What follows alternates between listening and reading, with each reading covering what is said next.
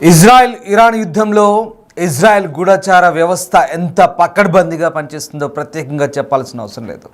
ఇరాన్కు చెందిన కీలక సైనిక అధికారులను అలాగే అణు శాస్త్రవేత్తలను మట్టుబెట్టడంలో మొసాద్ పాత్ర అంతా ఇంత కాదు. అసలు ఇజ్రాయెల్ పైచేయి సాధించడంలో ముఖ్యంగా మొసాద్ కీలక భూమిక పోషించింది. కానీ ఇప్పుడు ఆ మొసాద్ ఏజెంట్లను ఇరాన్ వరుసగా గుర్తించి పూర్తిగా ఉరితీత కార్యక్రమాన్ని చేపడుతోంది, ఏరివేస్తోంది. ఇరాన్లో ఇజ్రాయెల్ గూఢచారుల ఏరివేత కార్యక్రమం కొనసాగుతుంది. 3 ఇజ్రాయెల్ స్పైలను ఉరితీసింది ఇరాన్ ప్రభుత్వం. తాజాగా 47 మంది ఇజ్రాయెల్ స్పైలను ఇరాన్ పట్టుకుంది. 12 రోజుల యుద్ధంలో మొత్తం 700 మందిని అరెస్ట్ చేసింది ఇరాన్. వీళ్ళందరికీ కూడా త్వరలోనే ఉరిశిక్ష విధించే అవకాశాలు కనిపిస్తున్నాయి. ఇరాన్ అంతటా ఇజ్రాయెల్ స్పై నెట్వర్క్ ఉంది. దేశం మొత్తం ఇజ్రాయెల్ నెట్వర్క్ విస్తరించింది. వాళ్ళ ద్వారానే కీలక సమాచారం సేకరించింది ఇజ్రాయెల్. ఈ ఇన్ఫోతోనే పక్కాగా దాడులు చేసింది. కీలక నేతలు, శాస్త్రవేత్తలందరినీ కూడా లేపేసింది. ఇజ్రాయెల్ స్పై నెట్వర్క్పై ఇరాన్ ఆందోళన వ్యక్తం చేస్తుంది. అందుకే ఇంకా సుప్రీం లీడర్ ఖమోనీ బయటికి రావడం లేదు. ఆయన ఆచూకీ ఎవ్వరికీ తెలియకుండా జాగ్రత్తలు పడుతున్నారు. ఒకవేళ ఖమేనీ బయటకు వస్తే మళ్ళీ ఈ స్పైలు, మొసాద్ గూఢచారులు ఆయన్ను టార్గెట్ చేసి హత్య చేసే అవకాశం ఉంది. కాబట్టి చాలా జాగ్రత్తగా వ్యవహరిస్తుంది ఇరాన్ ప్రభుత్వం. ఒకరు కాదు, ఇద్దరు కాదు, ఏకంగా 700 మంది, ఎస్ మీరు వింటుంది నిజమే, దాదాపు 700 మంది ఇరాన్ స్పైస్ని, ఇజ్రాయెల్ స్పైని ఇరాన్ అరెస్ట్ చేసింది. మీరు చూస్తున్న ఈ వ్యక్తులు, 3 వ్యక్తులు, వీళ్ళంతా కూడా మొసాద్కు సహకరిస్తున్నారనే ఆరోపణలపై ఈ 3 కూడా తాజాగా ఉరితీశారు. ఈ 3 కూడా ఇరాన్ పౌరులే. కానీ మొసాద్కు, ఇజ్రాయెల్ గూఢచార సంస్థ మొసాద్కు సహకరించాలన్న ఆరోపణలపై దోషులుగా తేలిన ఈ 3 వ్యక్తులను కూడా ఇరాన్ బుధవారం మరణశిక్ష అమలు చేసింది. ఆ దేశంతో సంబంధాలున్న ఆరోపణలపై సుమారు 700 మందిని అరెస్ట్ చేశారు. మీరు ఫోటోలో చూస్తున్న ఈ 3 కూడా ఇరాన్ ఉరితీసిన పరిస్థితి. ఇలా 700 మందిని ఇప్పటివరకు అరెస్ట్ చేసింది. ఎస్, ఈ 3 డిస్టర్బింగ్ విజువల్ చూస్తున్నారు. ఈ 3 మొసాద్ ఏజెంట్లుగా భావించి ఇరాన్ అత్యంత కిరాతకంగా ఉరితీసింది. ఇక ఉరిశిక్ష అమలు చేసి వారిని పూర్తిగా లేకుండా చేసింది. ఇప్పటి వరకు 700 మందిని అరెస్ట్ చేశారు. ఆ 700 మందికి కూడా ఇలాంటి శిక్షలే అమలు చేయబోతున్నట్టుగా తెలుస్తుంది.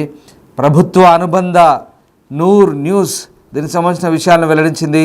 ఇరాన్ న్యాయ వ్యవస్థకు చెందిన మిజాన్ న్యూస్ ఏజెన్సీ కూడా ఈ 3 ఉరిశిక్ష విషయాన్ని ధృవీకరించిన పరిస్థితి. అమెరికా మధ్యవర్తిత్వంలో ఇజ్రాయెల్ ఇరాన్ మధ్య కాల్పుల విరమణ ఒప్పందం కుదిరిన మరుసటి రోజే ఈ ఘటన చోటు చేసుకుంది.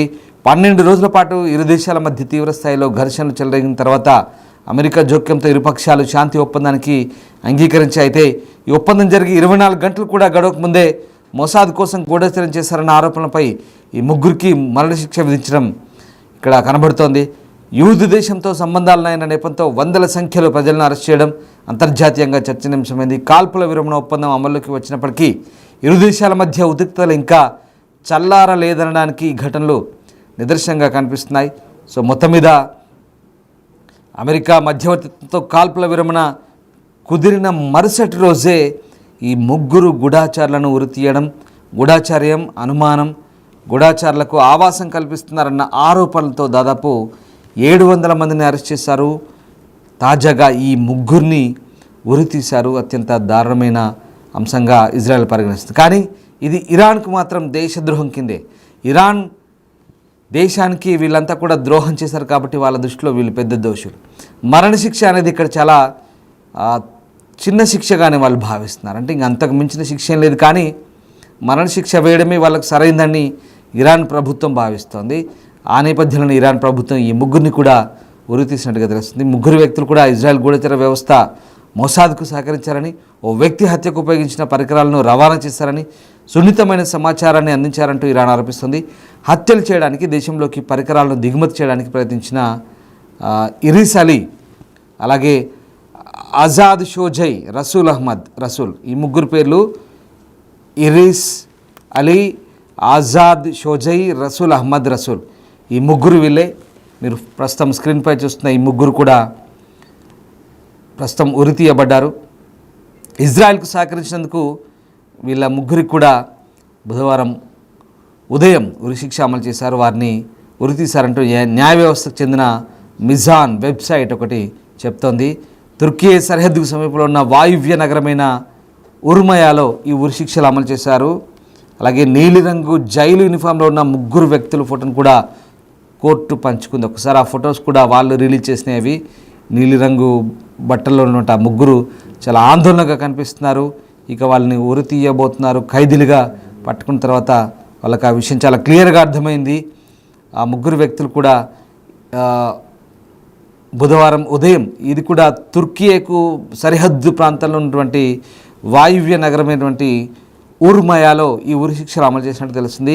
ఇరాన్ ఇజ్రాయెల్ వివాదం దశాబ్దంగా కొనసాగుతోంది. దశాబ్దాలుగా ఈ గొడవ నడుస్తుంది. ఇరాన్లో ప్రధాన ప్రత్యర్థి ఇజ్రాయెల్తో సహా విదేశీ నిఘా సేవలతో సంబంధాలున్నట్లు అనుమానిస్తున్న ఏజెంట్లను అరెస్ట్ చేయడం, ఉరి తీయడం తరచూ జరుగుతుంది. జూన్ 13న ఇజ్రాయెల్తో యుద్ధం ప్రారంభమైన తర్వాత ఆ దేశంతో సంబంధాలున్న వ్యక్తులపై త్వరితగతిన చర్యలు తీసుకుంటామని టెహ్రాన్ ప్రతిజ్ఞ చేసింది. ఈ నేపథ్యంలోనే దోషులుగా తేలిన అనేక మంది వ్యక్తులను ఇరాన్ ఉరితీస్తోంది. తాజాగా ఈ ఉరి శిక్షలు అమల్లోకి వచ్చినట్టు కనబడుతుంది. ఇప్పటి వరకు దాదాపు 700 మందిని అరెస్ట్ చేశారు. ఆ 700 మందికి కూడా ఇలాంటి శిక్షలే వేయబోతున్నారని వార్తలు కూడా వస్తున్నాయి. సో ఇజ్రాయెల్ తరఫున గూఢచారం చేస్తున్న వీళ్ళందరికీ కూడా వరుసగా ఉరి శిక్షలు వేసుకుంటూ పోతే దాదాపు 100ల సంఖ్యలో ఇంకా మరణాలు తప్పవనే వార్తలు అయితే వినిపిస్తాయి. ఇప్పటికే వరుసగా ఈ ఉరి శిక్షలు అమలు చేస్తోంది. ఇక ఈ ఇజ్రాయెల్ ఇంటెలిజెన్స్ సర్వీస్ మొసాద్కు సున్నితమైన సమాచారం చేరవేసిన ఇప్పటికే మహమ్మద్ అమీన్ అనే వ్యక్తిని మొన్న సోమవారం రోజే ఉరితీసింది. తర్వాత ఈ 3 ఉరితీసింది. మళ్ళీ యుద్ధం ప్రారంభమైనప్పటి నుంచి కీలక సమాచారం చేరవేస్తున్న కారణంతోనే ఇలా చేశామంటూ ఇరాన్ చెప్పుకొస్తుంది. ఇది 3వసారి, ఇప్పటికే 3 సార్లు దఫాలుగా ఉరితీస్తుంది. ఈ నేపథ్యంలోనే గూఢచర్యం ఆరోపణలతోనే ఇస్మాయిల్ ఫక్రీ అలాగే మాజిద్ మొసాయబీ అనే వ్యక్తులను కూడా ఉరితీసింది. ఘటనలపై మానవ హక్కుల సంఘాలు అయితే తీవ్రంగా మండిపడుతున్న పరిస్థితి కనబడుతోంది. ఇక తాజాగా జరిగిన ఈ ఉరితీతో ఇప్పటికీ మరొక 3 వరుసగా ఇది 3వ ఘటన. వీళ్ళందరికీ కూడా బ్లూ యూనిఫామ్స్ వేశారు. తర్వాత వీళ్ళందరినీ కూడా యుద్ధ ఖైదీలుగా పరిగణించి, దేశద్రోహులుగా పరిగణించి ఉరితీస్తున్న పరిస్థితి కనబడుతుంది. సో ఇంకా 700 మంది ఉన్నట్టుగా చెప్తున్నారు. ఆ 700 మందికి కూడా మరి ఇలాంటి శిక్షలే వేయబోతారా లేదా జైలులో వాళ్ళని అట్లాగే పెడతారా అనేది మాత్రం ఇంకా వేచి చూడాల్సిందే.